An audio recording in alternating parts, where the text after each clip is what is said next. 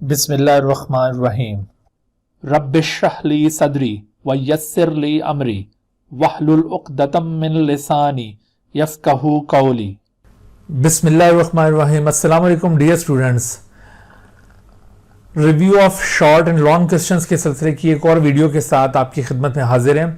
हमने अपनी पिछली वीडियोस के अंदर फर्स्ट ईयर बायोलॉजी के कुछ चैप्टर्स को रिव्यू किया था, शॉर्ट और लॉन्ग क्वेश्चन के हवाले से आपको ब्रीफ किया है। इसी तरह से आज हम बात करने लगे हैं चैप्टर नंबर 4 बायो एनर्जेटिक्स के मुतालिक।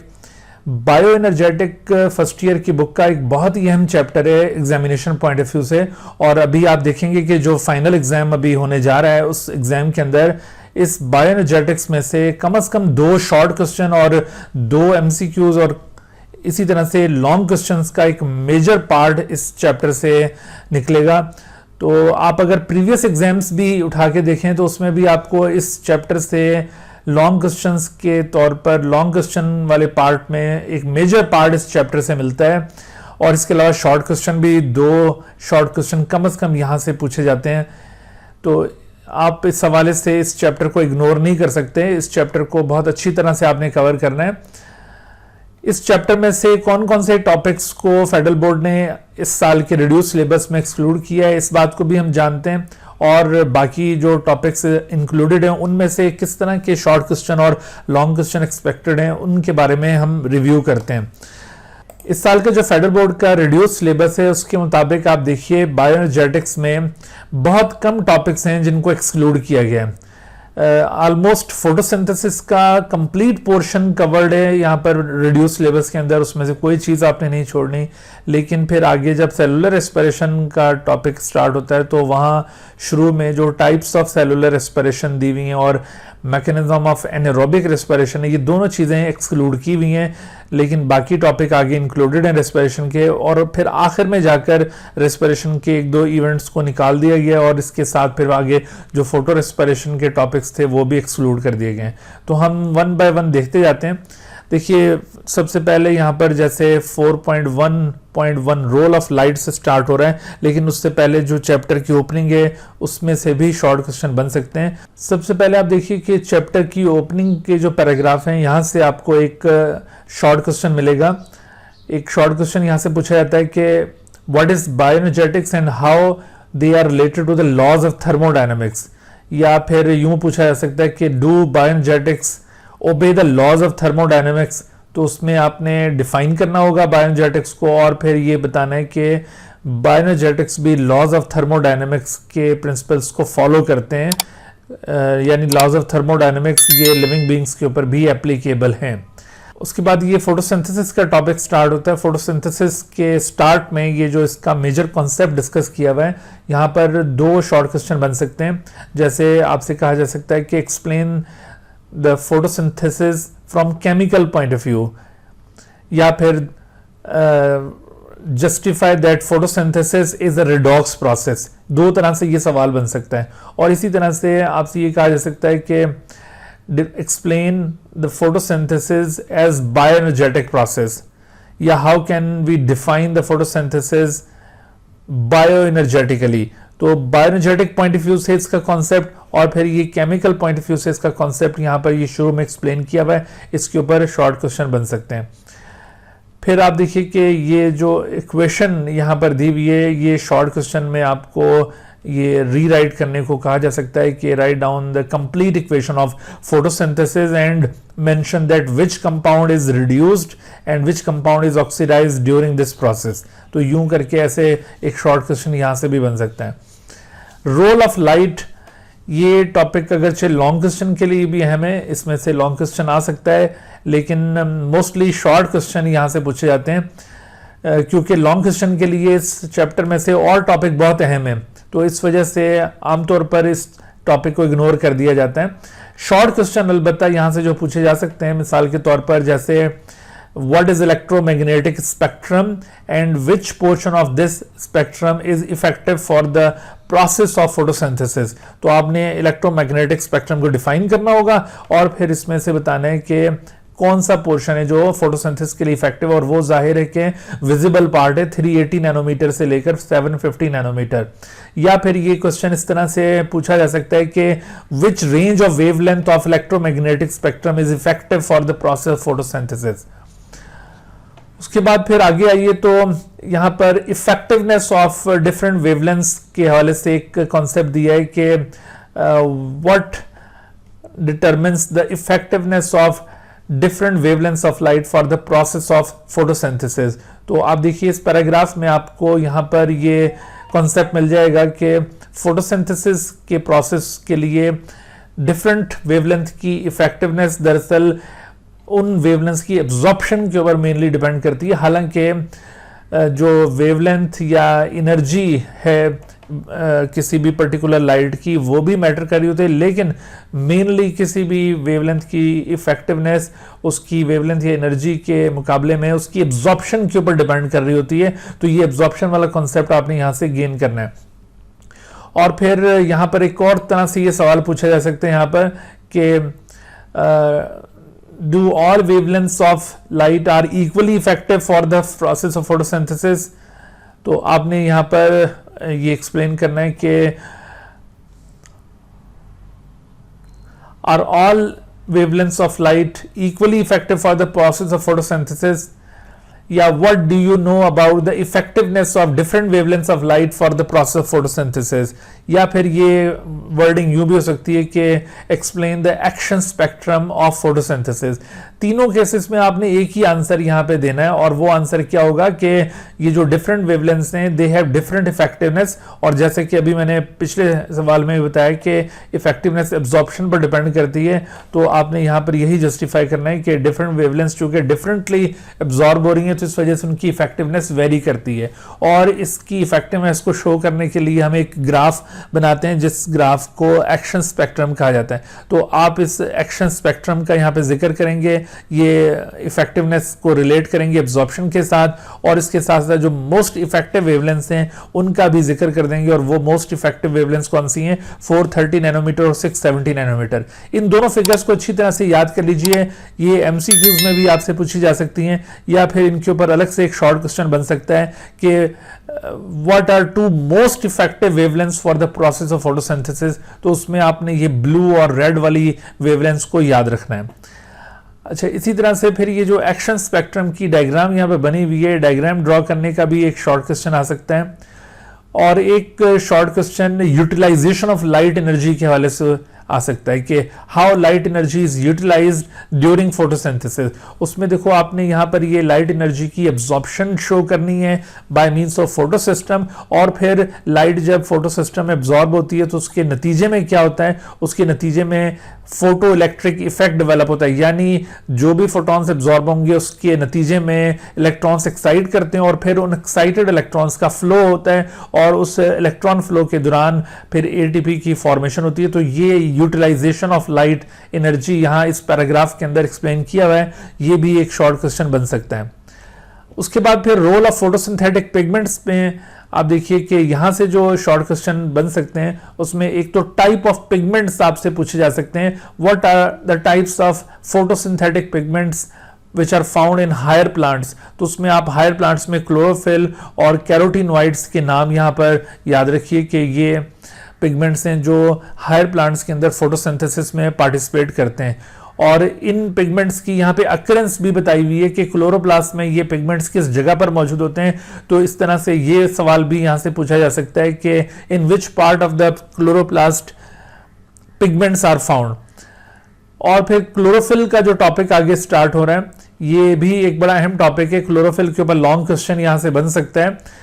क्लोरोफिल वाले टॉपिक में से कई एक शॉर्ट क्वेश्चन भी अराइज होते हैं। मिसाल के तौर पर जैसे आपसे पूछा जा सकता है कि what are the different types of chlorophyll found in various photosynthetic organism. उसमें आप ये क्लोरोफिल ए और बी जो हायर प्लांट्स में मौजूद है इनका भी जिक्र करेंगे, और फिर एल्गी के अंदर पाए जाने वाले क्लोरोफिल जो क्लोरोफिल ए और बी के अलावा सी, डी और ई भी हैं उनका भी जिक्र करेंगे, और फोटोसिंथेटिक बैक्टीरिया में पाया जाने वाला ये बैक्टीरियो क्लोरोफिल इसका भी जिक्र करेंगे।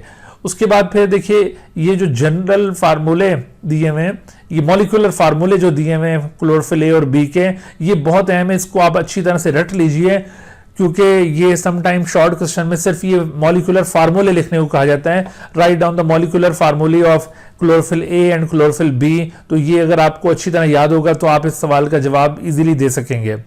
उसके बाद फिर देखिए क्लोरोफिल के स्ट्रक्चर में आपसे यहाँ पर 2-3 और शॉर्ट क्वेश्चन इस तरह पूछे जाएंगे, जैसे what is the chemical composition of head and tail of the chlorophyll. तो ये एक सवाल बन गया। इसी तरह से आपसे पूछा जा सकता है कि differentiate between head and tail of the chlorophyll, ये एक और शॉर्ट क्वेश्चन यहाँ से बन गया। और फिर उसके बाद आगे आए तो आपको यहाँ पर क्लोरोफिल ए और बी के दरमियान डिफरेंस भी पता होना चाहिए। क्लोरोफिल ए और बी किस तरह से एक दूसरे से मुख्तलिफ हैं, तो इनके दरमियान में भी आप 3-4 पॉइंट इजीली रेज कर सकते हैं। तो क्लोरोफिल ए और बी के दरमियान डिफरेंस पूछा जाएगा। कैरोटीनॉइड के हवाले से जो क्वेश्चंस यहाँ पे बनते हैं, जैसे कैरोटीनॉइड्स और क्लोरोफिल में डिफरेंस का क्वेश्चन आ सकता है, differentiate between carotenoid and chlorophyll. उसमें आप उनका कलर डिफरेंशिएट करें, उनकी जो रेंज ऑफ एब्जॉर्प्शन है उसको डिफरेंशिएट करें, और इसके अलावा इनका जो फोटोसिंथेसिस में रोल है उसको डिफरेंशिएट करें। तो इस तरह ये क्लोरोफिल और कैरोटीनॉइड के दरमियान डिफरेंस होगा। फिर कैरोटीनॉइड की जो 2 टाइप्स हैं, कैरोटीन और ज़ेंथोफिल, इनके दरमियान डिफरेंस पूछा जा सकता है। और इसके साथ साथ कैरोटीनॉइड का रोल आपसे पूछा जा सकता है कि कैरोटीनॉइड फोटोसिंथेसिस में क्या रोल परफॉर्म करते हैं। और फिर इसके साथ साथ जो कैरोटीनॉइड की 2 मेजर टाइप्स हैं, कैरोटीन और ज़ेंथोफिल, इनमें जो मोस्टली अकरिंग या वाइडली डिस्ट्रीब्यूटेड फॉर्म्स हैं कैरोटीनॉइड की, कैरोटीन्स में भी और इस तरह ज़ेंथोफिल में भी, उनकी नाम दिए में वो आपने याद रखने हैं। इसके अलावा ये जो आप देख रहे हैं कि कैरोटीनॉइड्स या फिर क्लोरोफिल, इनके जो कलर शेड्स हैं इनको आप याद रखिए, क्योंकि एमसीक्यूज में आपसे ये कलर शेड्स इनके पूछे जा सकते हैं। उसके बाद फिर एक और टॉपिक शॉर्ट क्वेश्चन में अक्सर पूछते होते हैं, एब्जॉर्प्शन स्पेक्ट्रम। और ये एब्जॉर्प्शन स्पेक्ट्रम के वाले से क्वेश्चन यूं भी हो सकता है कि do all pigments absorb same wavelengths of light. तो उसमें आपने ये जस्टिफाई करना है कि no, all pigments do not absorb same wavelengths of light. इसमें आप इनके एब्जॉर्प्शन स्पेक्ट्रा का रेफरेंस दे सकते हैं कि if we compare the absorption spectra of different pigment we can find out that different wavelengths of light can be absorb by different pigments. और उसमें देखो इनके जो एब्जॉर्प्शन स्पेक्ट्रा उनके दरमियान डिफरेंस भी पूछा जा सकता है। मिसाल के तौर पर जैसे आपसे पूछा जाए कि differentiate the absorption spectrum of chlorophyll and carotenoid, तो क्लोरोफिल एब्जॉर्प्शन स्पेक्ट्रम में आपको ये जो वेवलेंथ एब्जॉर्ब करता हुआ नजर आ रहा है वो आप याद रखें इस क्वेश्चन के जवाब में। और फिर इसी तरह से कैरोटीनॉइड जो पर्टिकुलर वेवलेंथ एब्जॉर्ब करता है वो आप याद रखिए। तो यूं एब्जॉर्प्शन स्पेक्ट्रा के दरमियान भी डिफरेंस आ सकते हैं। अच्छा, फिर देखिए अरेंजमेंट ऑफ पिगमेंट, इसके हवाले से क्वेश्चन हो सकता है कि how pigments are arranged in chloroplast. उसमें आपने ये फोटो सिस्टम वाला कॉन्सेप्ट एक्सप्लेन करना है। या फिर ये सवाल यूं भी हो सकता है कि what is photo system and give its structure. उसमें आपने फोटो सिस्टम डिफाइन करके एंटीना कॉम्प्लेक्स और रिएक्शन सेंटर पॉइंट आउट करना होगा। फिर एक और सवाल यहां से एंटीना कॉम्प्लेक्स और रिएक्शन सेंटर के डिफरेंस के तौर पर पूछा जाएगा। अच्छा, उसके बाद फिर जो फोटो सिस्टम की 2 मेजर टाइप्स हैं इनके दरमियान एक डिफरेंस बनता होता है, differentiate between photo system 1 and photo system 2। उसके बाद फिर आगे आइए तो role of carbon dioxide. Role of carbon dioxide, ये पूरा पैराग्राफ ये एक शॉर्ट क्वेश्चन में पूछा जाएगा, लेकिन उसमें जरूरी नहीं है कि आपने पूरा पैराग्राफ एज इट इज लिखना है। आपने इसमें to the point role of carbon dioxide को हाईलाइट करना है, फोटोसिंथेसिस में कार्बन डाइऑक्साइड क्या रोल प्ले कर रहा है। फिर role of water in photosynthesis में आ जाइए तो यहां पर आपको कई एक शॉर्ट क्वेश्चन भी मिलेंगे और ये टॉपिक भी लॉन्ग क्वेश्चन के हवाले से इंपॉर्टेंट है, इसमें से भी एक लॉन्ग क्वेश्चन बन सकता है।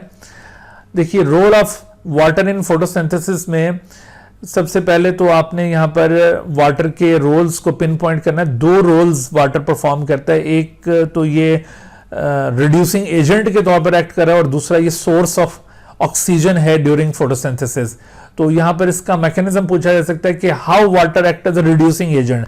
तो आपने यहां पर ये मैकेनिज्म बयान किया हुआ है, ये पॉइंट आउट करना है। या फिर what is the role of photolysis of water in photosynthesis. तो ये इस तरह से करके भी ये रिड्यूसिंग एजेंट वाला जो रोल है फोटोलाइसिस ऑफ वाटर की फॉर्म में भी पूछा जा सकता है। दोनों केसेस में सेम आंसर आएगा। अच्छा, उसके बाद फिर देखिए जब इसका दूसरे रोल की हम बात करते हैं कि water also act as a source of oxygen, तो ये आइडिया दरअसल नील्स हाइपोथेसिस कहलाता है। तो वैन नील ने ये हाइपोथेसाइज किया था on the basis of his observation और investigation on the photosynthesis of bacteria. तो यहां पर ये सवाल यूं पूछा जा सकता है कि what is Niels hypothesis and give its basis. तो उसमें इसकी बेसिस आपने यही बतानी है कि ये बैक्टीरियल फोटोसिंथेसिस की ऑब्जर्वेशन के ऊपर बेस करता है ये हाइपोथेसिस।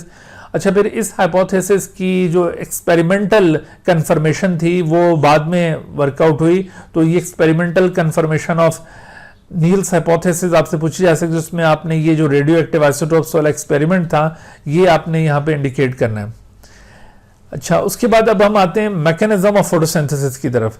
तो मैकेनिज्म ऑफ फोटोसिंथेसिस में यहाँ पर एक ओवरव्यू ऑफ फोटोसिंथेसिस शो किया हुआ है। ये शॉर्ट क्वेश्चन में डायग्राम ड्रॉ करने को आ सकती है कि draw a concept map to show an overview of the photosynthesis. उसमें आपने ये जो कॉन्सेप्ट मैप यहां दिखाया हुआ है जिसमें लाइट और डार्क रिएक्शन की रिलेशनशिप भी एक दूसरे के साथ शो की है, और इसके साथ साथ आपको यहां पर inputs and outputs of the light and dark reaction भी इंडिकेट किए हैं। ये आपने डायग्राम ड्रॉ करनी होगी। यहां से मजीद शॉर्ट क्वेश्चन यूं हो सकते हैं कि define what are inputs and outputs of the light and dark reaction. तो आप ये इनपुट्स और आउटपुट्स को याद रखिए। फिर इस तरह से what are the products of light reaction, तो ये दोनों लाइट रिएक्शन की प्रोडक्ट्स हैं। या what is relationship between light reaction and dark reaction, तब भी आपने इस ओवरव्यू की ही बात करनी है। उसके बाद आगे आइए तो लाइट डिपेंडेंट फेज, जिसको लाइट रिएक्शन कहते हैं, इसका मैकेनिज्म स्टार्ट होता है। तो इसके मैकेनिज्म के अंदर दो डिफरेंट मैकेनिज्म्स हैं, दो डिफरेंट पाथवेज हैं। एक को कहते हैं नॉन साइक्लिक फोटोफॉस्फोरिलेशन और दूसरे को साइक्लिक फोटोफॉस्फोरिलेशन कहते हैं। इनके ऊपर लॉन्ग क्वेश्चंस बनते हैं, स्पेशली जो नॉन साइक्लिक फोटोफॉस्फोरिलेशन है ये बहुत ही इंपॉर्टेंट टॉपिक है। मैंने जैसे भी आपको शुरू में बताया था कि इस चैप्टर से लॉन्ग क्वेश्चन का एक मेजर पार्ट अराइज होता है। तो उन लॉन्ग क्वेश्चंस में ये टॉपिक इंक्लूडेड है। अक्सर ये सवाल पूछा जाता है कि describe the mechanism of non cyclic photophosphorylation, या फिर अगर आपसे कहा जाए describe the mechanism of light reaction, तो उसमें फिर आपने नॉन साइक्लिक भी बताना है और फिर साइक्लिक फोटोफॉस्फोरिलेशन भी बताना है। लेकिन अगर mechanism of light reaction directly पूछने के बजाय स्पेसिफाई कर दिया जाए mechanism of light reaction by non cyclic photophosphorylation, या फिर सिर्फ नॉन साइक्लिक फोटोफॉस्फोरिलेशन का पूछा जाए, फिर आपने सिर्फ इसी तक कन्फाइंड रहना है, आपने फिर साइक्लिक फोटोफॉस्फोरिलेशन में नहीं जाना। तो बहरहाल ये नॉन साइक्लिक फोटोफॉस्फोरिलेशन को एक्सप्लेन करते हुए आपने ये मुख्तलिफ हेडिंग्स जो यहाँ पे बनी हुई है इनको इसी तरह से बनाना है और इनकी एक्सप्लेनेशन देनी है। अच्छा, इसके अंदर ही केमी ऑस्मोटिक सिंथेसिस ऑफ एटीपी का कॉन्सेप्ट भी ड्यूरिंग नॉन साइक्लिक फोटोफॉस्फोरिलेशन ही डिस्कस किया हुआ है। ये एक पूरा कंप्लीट लॉन्ग क्वेश्चन बनता है, इसकी बहुत अच्छी तरह से प्रैक्टिस कर लीजिए। This is also called ji scheme. तो ये आपसे शॉर्ट क्वेश्चन में रीजन पूछा जा सकता है कि why non cyclic photophosphorylation is also known as Z scheme. तो आपने यहां पर ये नहीं कहना कि because of its Z like shape it is called non cyclic photophosphorylation. असल में ये जी स्कीम इस वजह से कहलाता है कि इसकी जो शेप है वो जी लाइक नहीं बल्कि जिग जैग शेप है। तो कई बच्चे यहां पर ये समझते हैं शायद इसकी शेप जेड लाइक है, इस वजह से इसको नॉन साइक्लिक फोटोफॉस्फोरिलेशन को जी स्कीम कहा गया है। लेकिन ये जेड लाइक शेप नहीं, जिग जैग शेप है, जिसकी वजह से इसको जी स्कीम का नाम दिया जाता है। यहां से जो शॉर्ट क्वेश्चन बन सकते हैं उन शॉर्ट क्वेश्चंस में आप देखिए, जैसे नॉन साइक्लिक फोटोफॉस्फोरिलेशन में दोनों फोटो सिस्टम्स यूटिलाइज होते हैं और इन दोनों फोटो सिस्टम्स के हवाले से इनके इलेक्ट्रॉन होल्स की फिलिंग के बारे में आपसे पूछा जा सकता है कि how the electron holes of photo system 2 are filled up during non cyclic photophosphorylation. या सेम क्वेश्चन ये जो फोटो सिस्टम 1 के इलेक्ट्रॉन होल की फिलिंग है उसके मुतालिक भी हो सकता है कि how the electron holes of photo system 1 are filled up during non cyclic photophosphorylation. तो आपने केयरफुल रहना है कि ये इलेक्ट्रॉन होल की फिलिंग ड्यूरिंग नॉन साइक्लिक पूछी जा रही है या ड्यूरिंग साइक्लिक फोटोफॉस्फोरिलेशन पूछी जा रही है। इसके अलावा what is the purpose of photolysis of water, या what is the relationship between photolysis of water and photo system 2।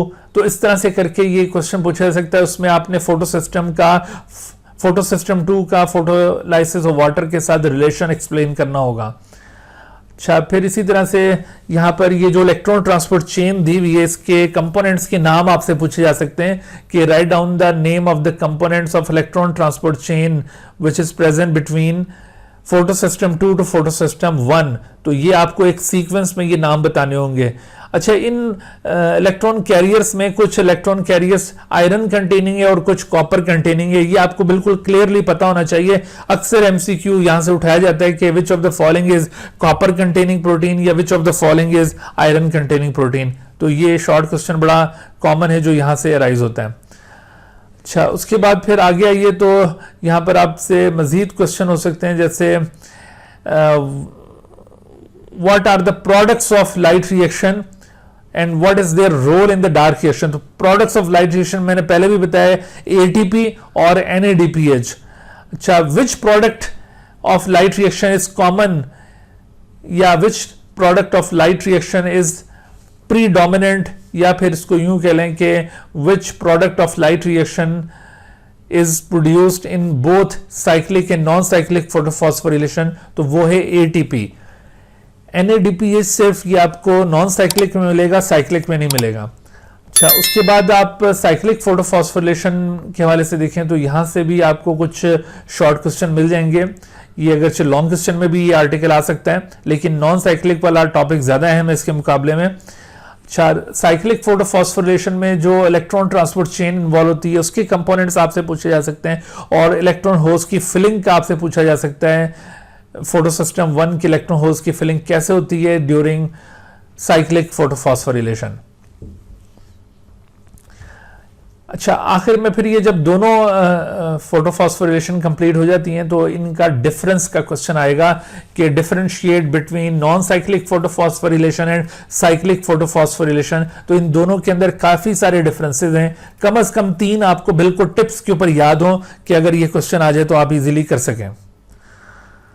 अच्छा, उसके बाद फिर लाइट इंडिपेंडेंट फेज यानी डार्क रिएक्शन शुरू होता है। तो डार्क रिएक्शन अगेन एक बहुत ही हॉट टॉपिक है, इसके भी लॉन्ग क्वेश्चन में आने का चांस बहुत ज्यादा है। जैसे मैंने अभी नॉन साइक्लिक फोटोफॉस्फोरिलेशन पे बहुत जोर दिया था, इसी तरह से आप डार्क रिएक्शन को भी अच्छी तरह नोट डाउन कर लें कि इसको रिव्यू करना प्रॉपरली, क्योंकि इसके ऊपर लॉन्ग क्वेश्चन बनने का बहुत इम्कान है।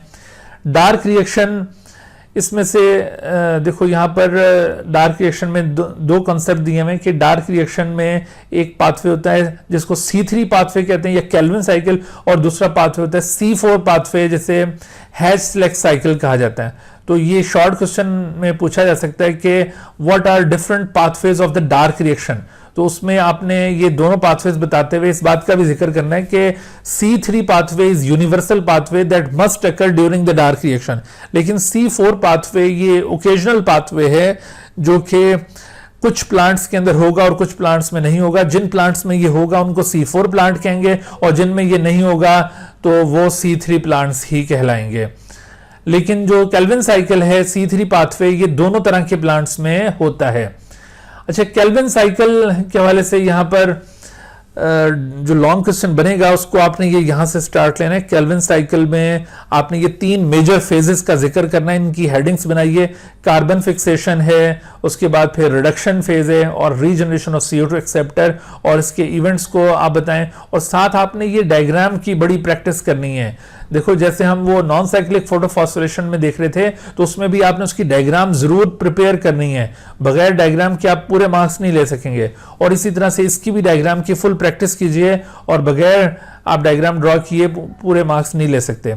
यहां से शॉर्ट क्वेश्चन जो पूछे जा सकते हैं केल्विन साइकिल से वो ये कि सबसे पहला, जैसे why Calvin cycle is called C3 pathway, तो उसमें आप रीजन दीजिए कि ये जो पहला स्टेबल कंपाउंड यहाँ पे बना है ये 3 कार्बन कंपाउंड है, 3 phosphoglyceride is a 3 carbon compound, therefore this Calvin cycle is called C3 pathway. या इसके अलावा जो यहाँ पर शॉर्ट क्वेश्चन पूछे जा सकते हैं, जैसे carbon fixation, what do you understand by the term carbon fixation in Kelvin cycle? तो कार्बन फिक्सेशन को आपने एक्सप्लेन करना है कि actually during this phase the carbon of inorganic compound, that is carbon dioxide, becomes the part of the organic compounds, therefore it is called carbon fixation. इसी तरह से ये जो सेकंड फेज है इसके मुतालिक पूछा जा सकता है कि why the second phase of Kelvin cycle is called reduction phase However, it involves dephosphorylation, phosphorylation and dephosphorylation as well. देखो इसमें रिडक्शन का नाम इसको क्यों दिया गया, हालांकि इसमें डीफॉस्फोरिलेशन और फॉस्फोरिलेशन दोनों इवेंट हो रहे हैं। तो आपने याद रखना है कि एक्चुअली तो इसमें 3 इवेंट है, रिडक्शन भी हो रहा है, डीफॉस्फोरिलेशन भी हो रहा है, डीफॉस्फोरिलेशन भी। लेकिन चूंकि फॉस्फोरिलेशन के बाद डीफॉस्फोरिलेशन हो जाती है, यानी फॉस्फेट ऐड होता है और फिर निकल जाता है, तो हम अज्यूम करते हैं कि फॉस्फेट ऐड ही नहीं हुआ था, यानी ये दोनों इवेंट एक दूसरे को कैंसिल आउट कर देंगे, लिहाजा हमारे पास सिर्फ रिडक्शन रह जाता है। Therefore this second phase is called reduction phase. उसके बाद आपसे ना यहाँ पर इनकी प्रोडक्ट्स पूछी जा सकती है। मिसाल के तौर पर what are the products of the carbon fixation step of Calvin cycle, तो उसमें आपने ये 3-फॉस्फोग्लाइसरेट के मुतालिक बताना है। फिर इसी तरह से और इनका नंबर भी बताना है। Total 6 molecules of three phosphoglycerates are produce in 1 Calvin cycle during carbon fixation. और फिर इसी तरह से what are the end products of the reduction phase of Calvin cycle, तो रिडक्शन फेज में आपने यहाँ पे बताना है कि in reduction phase total 6 glyceraldehyde three phosphate और G3P या इसको PgAl भी कहा जाता है are produce, but out of 6 1 is excluded from the cycle and remaining 5 are involved in the regeneration of CO2 acceptor। तो इसमें एक और शॉर्ट क्वेश्चन यहाँ पर ये पूछा जाएगा कि how carbon dioxide acceptor is regenerated during Calvin cycle, उसमें ये रीजनरेशन वाले मैकेनिज्म को आप पॉइंट आउट करेंगे। अच्छा, उसके बाद फिर आगे आइए तो इसमें फोटोसिंथेसिस कंप्लीट हो गया, उसके बाद सेलुलर रेस्पिरेशन का टॉपिक स्टार्ट होता है। जैसे कि अभी मैंने आपको शुरू में बताया था कि इस साल के रिड्यूस सिलेबस के अंदर सेलुलर रेस्पिरेशन में से ये जो काइंड ऑफ सेलुलर रेस्पिरेशन है ये निकाल दिया गया है, और उसके बाद फिर ये जो मैकेनिज्म ऑफ एनारोबिक रेस्पिरेशन था उसको भी निकाल दिया है। ये दोनों टॉपिक इंक्लूडेड नहीं है। आपने डायरेक्टली यहाँ पर एरोबिक रेस्पिरेशन के मैकेनिज्म से स्टार्ट लेना है। तो एरोबिक रेस्पिरेशन के मैकेनिज्म में 4 स्टेप्स इन्वॉल्व होते हैं, ये चारों आपने कवर करने हैं। उसमें सबसे पहला स्टेप है glycolysis. Again this is very hot topic. जैसे इससे पहले मैंने आपको नॉन साइक्लिक फोटोफॉस्फोरिलेशन और केल्विन साइकिल के मुतालिक ब्रीफ किया है, बिल्कुल ऐसे ही ग्लाइकोलिसिस भी एक बहुत ही एक्सपेक्टेड क्वेश्चन है जो कि इस साल के एग्जाम में आ सकता है। आपने ग्लाइकोलिसिस का पूरा पाथवे ड्रॉ करना होगा, ना सिर्फ ड्रॉ करना बल्कि वर्डिंग में हर एक स्टेप को डिस्क्राइब भी करना है, जैसे यहां पर ये डिस्क्राइब हुआ है। इसमें देखिए ये जो एंजाइम के नाम ब्रैकेट में बंद किए हुए हैं, आप ये एंजाइम के नाम को अगर याद नहीं भी करते तो खैर है, ये आपसे नहीं पूछा जाएगा, इसको आप इग्नोर कर सकते हैं। लेकिन बाकी सबस्ट्रेट्स और एंजाइम के अलावा सबस्ट्रेट्स और जो प्रोडक्ट्स बन रही हैं हर एक रिएक्शन में, वो जरूर आपको क्लियर होनी चाहिए। यहाँ पर ग्लाइकोलिसिस में ग्लाइकोलिसिस की अकरेंस के बारे से क्वेश्चन हो सकता है कि what is the site of glycolysis in the cell, तो वो जाहिर साइटोप्लाज्म होगी। फिर ग्लाइकोलिसिस के 2 मेजर फेजेस के मुतालिक पूछा जा सकता है। जैसे पहला फेज इसका कहलाता है ऑक्सीडेटिव फेज। जैसे पहला फेज इसका कहलाता है प्रिपरेटरी फेज, या फिर इसको इन्वेस्टमेंट फेज भी कहते हैं, और ये रीजन भी कह सकते हैं कि why preparatory phase of the glycolysis is also known as investment phase. तो इन्वेस्टमेंट इस वजह से कि 2 एटीपी यहां पे खर्च किए जा रहे हैं, और जबकि ये प्रिपरेटरी फेज क्यों है, क्योंकि यहां पर ग्लूकोज को ऑक्सीडेशन के लिए प्रिपेयर किया जा रहा है। तो एक दफा जब इसकी प्रिपरेशन हो जाती है, जब ये ग्लाइसरल्डिहाइड 3-फॉस्फेट की फॉर्म में आ जाएगा, तो फिर ये आगे ऑक्सीडाइज होना शुरू होगा। तो सेकंड फेज इसको ऑक्सीडेटिव फेज या फिर इसको पे ऑफ फेज कहते हैं, क्योंकि इस फेज के दौरान एटीपी जनरेट होंगे। अच्छा, यहां पर आपसे इन दोनों फेजेस की एंड प्रोडक्ट्स भी पूछी जा सकती हैं शॉर्ट क्वेश्चन में। What are the end products of preparatory phase of the glycolysis, तो उसमें आपने ये नहीं कहना कि 1 molecule of glyceraldehyde and 1 molecule of dihydroxy acetone, बल्कि end products of preparatory phase are 2 molecules of glyceraldehyde three phosphate. इसी तरह से end products of oxidative phase of glycolysis भी आपसे पूछा जा सकता है। अच्छा, यहां पर ये जितने भी रिएक्शन ग्लाइकोलिसिस में इन्वॉल्व हो रहे हैं, हर एक रिएक्शन को जरूर याद रखिए। जैसे आपसे यहां पर पूछा जा सकता है कि write down any 2 reactions of the glycolysis in which ATPs are consumed, या write down any 2 reactions of glycolysis in which ATPs are produced, या फिर इसमें यूं पूछा जा सकता है कि during glycolysis the conversion of glucose 6 phosphate to fructose 6 phosphate occurs. What happens during this conversion? इसी तरह से किसी और क्वेश्चन के मुतालिक भी उसका मैकेनिज्म पूछा जा सकता है कि ये जो कन्वर्जन आई है ये कैसे मुमकिन हुई है। तो यूं कई एक शॉर्ट क्वेश्चन यहां से पॉसिबल है।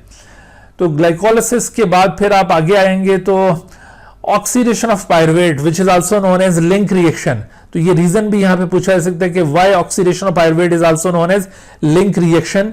तो लिंक रिएक्शन कहने का मकसद ये है कि actually by this event the process of respiration that occurs outside the mitochondria and the process of respiration that occurs inside the mitochondria are linked together. तो ये इस वजह से लिंक रिएक्शन कहलाता है। अच्छा, इस लिंक रिएक्शन से पहले एक और भी चीज यहां पे गिवन है, जैसे पायरुवेट्स जो कि ग्लाइकोलाइसिस की प्रोडक्ट्स होती हैं, they are produce in the cytoplasm, but cytoplasm से अब ये पायरुवेट्स माइटोकॉन्ड्रिया के अंदर दाखिल होंगे और फर्दर इसकी ट्रीटमेंट माइटोकॉन्ड्रिया में हो रही है। तो लिहाजा यहां पर इनकी अपटेक के हवाले से सवाल हो सकता है। तो अब ये पायरुवेट ट्रांसलोकेज के बारे में याद रखिए, जो कि पायरुवेट को साइटोप्लाज्म से माइटोकॉन्ड्रिया के अंदर अपटेक करवाने के लिए रिस्पॉन्सिबल है। अच्छा, ऑक्सीडेशन ऑफ पायरुवेट में आपसे ये जो स्टेप्स दिए हैं ऑक्सीडेशन ऑफ पायरुवेट के, ये पूछे जा सकते हैं, या यूं कहा जा सकता है कि draw the pathway of oxidation of pyruvate. तो उसमें आपने ये पाथवे ड्रॉ करना होगा जिसमें ये decarboxylation, oxidation of dehydration, dehydrogenation और एडिशन ऑफ कोएंजाइम ए वाले स्टेप्स शो किए हुए, तो ये आपको ड्रॉ करना होगा। अच्छा, उससे आगे आप आते हैं तो आपको यहां पर ये ऑक्सीडेशन ऑफ पायरुवेट में जो यहां पर एंजाइम कॉम्प्लेक्स इन्वॉल्व हो रहा है उसकी कंपोजिशन आपसे पूछी जा सकती है। What is the name of the enzyme and its composition which is involve in oxidation of pyruvate. अच्छा, क्रेब्स साइकिल अगेन ये जो प्रीवियस मैंने टॉपिक्स आपको ग्लाइकोलाइसिस, केल्विन साइकिल और नॉन साइक्लिक फोटोफॉस्फोरेशन बताया, इसी तरह से Krebs cycle is also very very important topic. ये भी लॉन्ग क्वेश्चन में पूछे जाने का बहुत इम्कान है, इसको अच्छी तरह से आप रट लें। क्रेब्स साइकिल का ना सिर्फ आपको पाथवे याद होना चाहिए बल्कि वर्डिंग में आप हर एक स्टेप की स्टोरी भी बता सकें। बेशक वो स्टोरी आपकी अपनी वर्डिंग में हो, लेकिन आपने हेडिंग जरूर बनानी है कि हेडिंग दो तरह से बन सकती है, स्टेप 1, स्टेप 2, स्टेप 3, इस तरह भी हेडिंग बना सकते हैं, या फिर आप यूं कह सकते हैं कि कन्वर्जन ऑफ सिट्रेट इनटू सिसकोनिट्रेट, ये कन्वर्जन ऑफ सिसकोनिट्रेट इनटू आइसोसिट्रेट, ऐसे करके आप ये हेडिंग्स बनाते जाएं और इनको अपनी वर्डिंग के अंदर एक्सप्लेन करते जाएं। यहां पर देखो आपको क्रेब्स साइकिल में ये डायग्राम के अंदर inputs and outputs of the Krebs cycle show किए हुए, तो इनको जरूर याद कीजिए, शॉर्ट क्वेश्चन में ये पूछे जाते हैं। अच्छा, क्रेब्स साइकिल के दौरान और इसी तरह से ग्लाइकोलाइसिस के दौरान दो ऐसे रिएक्शंस आए थे। ग्लाइकोलाइसिस में रिएक्शन नंबर 3 और 1 और 3 ऐसा रिएक्शन था जहां पर एटीपी कंज्यूम हुए थे, और जबकि 7 और 10 ऐसा रिएक्शन था जहां पर एटीपी प्रोड्यूस हुए थे। बिल्कुल इसी तरह से ये क्रेब्स साइकिल के अंदर भी आपको रिएक्शन नंबर 6 के अंदर एटीपी की फॉर्मेशन नजर आ रही है। सो इस तरह से ड्यूरिंग पाथवे जो एटीपी बनते हैं वो सबस्ट्रेट लेवल फॉस्फोरिलेशन का रिजल्ट होते हैं। तो ये पॉइंट जरूर आप याद रखिए। क्रेब्स साइकिल में ये जिस जिस जगह पर कार्बन डाइऑक्साइड की लिबरेशन हो रही है, इस इवेंट को कहते हैं डीकार्बोक्सिलेशन। तो डीकार्बोक्सिलेशन इवेंट भी बिल्कुल याद रखिए, क्योंकि ये शॉर्ट क्वेश्चन में अलग से पूछे जा सकते हैं। इसके अलावा आपको क्रेब्स साइकिल के हर एक मॉलिक्यूल का नाम पता हो। सम टाइम एक शॉर्ट क्वेश्चन इसके डिफरेंट जो आपको मेटाबोलाइट्स नजर आ रहे हैं इनके हवाले से पूछा जाता है कि ये एक लिस्ट बना के दी जाती है रैंडमली, और उसमें आपने अरेंज करना होता है एक प्रॉपर सीक्वेंस में। तो ये सीक्वेंस वाइज आपको ये सारे नाम याद होने चाहिए। अच्छा, इसमें कौन कौन सी जगह पर NADH प्रोड्यूस हो रहा है वो पॉइंट भी आपको क्रेब्स साइकिल में बिल्कुल पहले से पता हो, ताकि ऐसा शॉर्ट क्वेश्चन आए तो आप इजीली उसको टैकल कर सकें। अच्छा, क्रेब्स साइकिल के बाद फिर इलेक्ट्रॉन ट्रांसपोर्ट चेन। तो इलेक्ट्रॉन ट्रांसपोर्ट चेन ये टॉपिक भी लॉन्ग क्वेश्चन के लिए इंपॉर्टेंट है, लेकिन इससे पहले जो मैंने 4 लॉन्ग क्वेश्चंस बताए हैं बहुत ज्यादा जिस पे जोर दिया है, उनके मुकाबले में ये कम अहम है, वो ज्यादा चांस है उनके पूछे जाने का। प्रीवियस एग्जाम्स में अक्सर वो पूछे गए, लेकिन ये टॉपिक भी उसी तरह से लॉन्ग क्वेश्चन के हवाले से पूछा जा सकता है। दूसरा, यहां पर आपसे इन इलेक्ट्रॉन कैरियर्स के मुतालिक पूछा जा सकता है कि what are the components of electron transport chain, और उसमें आपने ये कंपोनेंट्स याद रखने होंगे। इन कंपोनेंट्स को भी बेतरतीब करके दिया जा सकता है और कहा जा सकता है कि आप इसको प्रॉपर सीक्वेंस में अरेंज करें। और फिर उसके बाद आप देखिए ये केमी ऑस्मोसिस एंड ऑक्सीडेटिव फॉस्फोरिलेशन का यहाँ पर कॉन्सेप्ट दिया हुआ है। तो ये केमी ऑस्मोसिस और ऑक्सीडेटिव फॉस्फोरिलेशन अगरचे इसमें से भी एक लॉन्ग क्वेश्चन बनाया जा सकता है, लेकिन यहाँ से शॉर्ट क्वेश्चन पूछे जाने का ज़्यादा इम्कान है। तो उसमें आप ये जो 3 प्रोटॉन पंप्स का यहाँ पे जिक्र किया हुआ है, इन प्रोटॉन पंप्स के नाम खासतौर पर याद रखिए, जो कि इलेक्ट्रॉन कैरियर्स भी हैं और प्रोटॉन पंप्स भी हैं, इनके नाम, और जो सिर्फ इलेक्ट्रॉन कैरियर्स हैं उनके नाम अलहदा से याद रखिए। ये शॉर्ट क्वेश्चन में पूछी जा सकती है बात। अच्छा, उसके बाद आगे फिर ये सबस्ट्रेट लेवल फॉस्फोरिलेशन है, लेकिन फेडरल बोर्ड के जो रिड्यूस सिलेबस है उसके अंदर इस टॉपिक को इंक्लूड नहीं किया हुआ और इससे आगे के तमाम टॉपिक्स को उसके अंदर इंक्लूड नहीं किया। लेकिन मैं आपको सजेस्ट करूंगा कि आप ये रेस्पिरेशन के जो तमाम इवेंट्स हैं जिसमें ये सबस्ट्रेट लेवल फॉस्फोरिलेशन भी है और आगे वाले इवेंट भी, उनको ज़रूर कवर कीजिए। यानी फोटो रेस्पिरेशन से पहले वाला पार्ट ज़रूर अच्छी तरह कवर कीजिए अगर आपने फुल मार्क्स लेने हैं। तो वैसे ये substrate level phosphorylation reduce syllabus में इंक्लूडेड नहीं है। ठीक है जी, तो इस तरह से आपको इस चैप्टर के मुतालिक काफ़ी सारा आइडिया क्लियर हो गया होगा कि इसमें से कहाँ से शॉर्ट क्वेश्चन और कहाँ से लॉन्ग क्वेश्चन पूछे जाने का इम्कान है। तो इस चैप्टर को आप इग्नोर ना कीजिएगा। मैं आपको फिर दोबारा जोर दे रहा हूँ कि इस चैप्टर को बहुत अच्छी तरह से कवर कीजिए, क्योंकि इसके लॉन्ग क्वेश्चन में पूछे जाने का और शॉर्ट क्वेश्चन पूछे जाने का बहुत इम्कान है। तो आप इसकी फर्दर अंडरस्टैंडिंग के लिए मेरे YouTube के ऊपर लेक्चर्स भी अवेलेबल हैं इन टॉपिक्स के हवाले से, उनको फॉलो कर सकते हैं। तो उसमें आपको जो कोई टॉपिक समझ में नहीं आ रहा वो अगर आप देखेंगे तो इंशाल्लाह आपका कॉन्सेप्ट बहुत क्लियर हो जाएगा। ठीक है, इसी तरह से फिर हम अगले वीडियो के अंदर एक और चैप्टर को रिव्यू करेंगे। तब तक के लिए इजाज़त दीजिए। अल्लाह हाफिज़। Dear viewers, thank you for watching this video. If you have not subscribed this channel, kindly subscribe it and also press the bell icon below so that you could be notified about any new video lecture from Biology Guardian.